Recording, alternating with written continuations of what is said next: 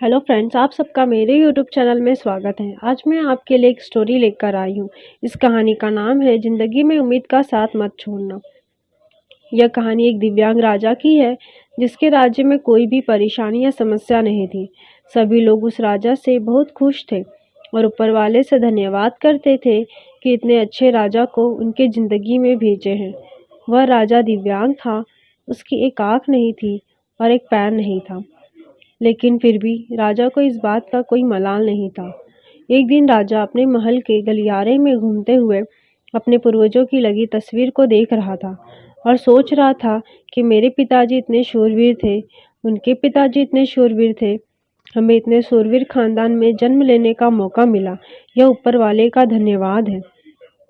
राजा ने सभी चित्र को देखते हुए आखिरी चित्र तक पहुंचा और फिर उस खाली जगह को देखा तो वह चिंता में पड़ गया, क्योंकि उसे मालूम था कि अब यहाँ जो तस्वीर लगेगी उसी की लगेगी।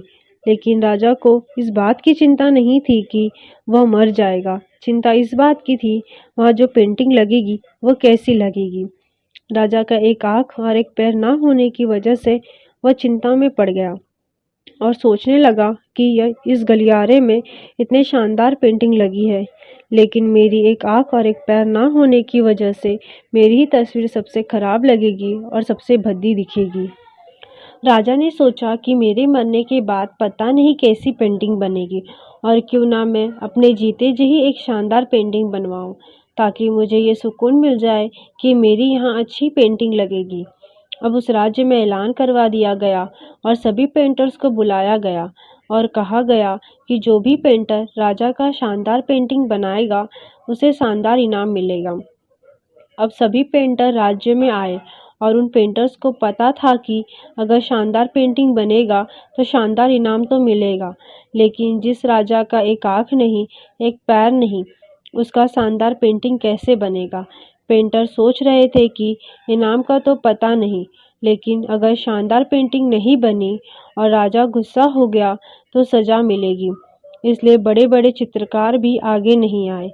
तभी उसमें से एक लड़का बोला, राजा साहब, मैं आपकी पेंटिंग बनाना चाहता हूँ, मुझे 24 घंटे का वक्त दीजिए। अब सभी बड़े बड़े पेंटर हैरान हो गए कि ये लड़का क्या पेंटिंग बनाएगा, और अगर राजा की पेंटिंग पसंद नहीं आई तो उसे सज़ा मिलेगी। राजा बोला, ठीक है, आप बनाकर लाइए पेंटिंग। अगले दिन वह लड़का तस्वीर बनाकर लाने वाला था और दरबार पूरी तरह से भर चुका था। लोग दूर दूर से ये देखने के लिए आए थे कि वह लड़का कैसा पेंटिंग बनाकर लाएगा। अब लड़का जब उस राजा की पेंटिंग बनाकर लाया तो लोग आश्चर्यचकित रह गए। सब लोग जोर जोर से तालियां बजाने लगे, सीटी बजाने लगे। और जब राजा ने उस पेंटिंग को देखा तो वह खुश हो गया और बोला कि वाह, इससे अच्छी पेंटिंग तो इस पूरे गलियारे में नहीं है। राजा ने उस लड़के को बहुत सारा इनाम दिया। अब आप सोच रहे होंगे कि उस राजा की क्या पेंटिंग बनी होगी जिसकी एक आँख नहीं और एक पैर नहीं। कैसा पेंटिंग बना होगा। उस तस्वीर में लड़के ने उस राजा को एक घोड़े पर सवार किया था।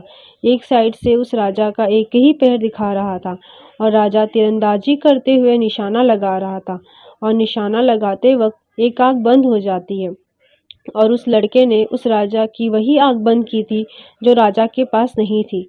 इस तरह से उस लड़के ने राजा को निशाना लगाते हुए एक घोड़े के ऊपर सवार दिखाया था, जिसके एक आँख बंद हो जाती है और एक पैर दिखाया था, और इतना शानदार पेंटिंग बनाया था कि वह अब तक के सबसे सर्वश्रेष्ठ पेंटिंग थी। उस लड़के के सामने भी चुनौती थी, संकट था, लेकिन उसने सकारात्मक का साथ नहीं छोड़ा।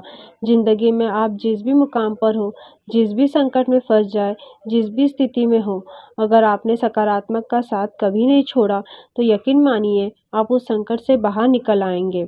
जिंदगी में उम्मीद का साथ मत छोड़िए, क्योंकि जिसने उम्मीद का साथ छोड़ दिया तो फिर जिंदगी उसका साथ छोड़ देती है।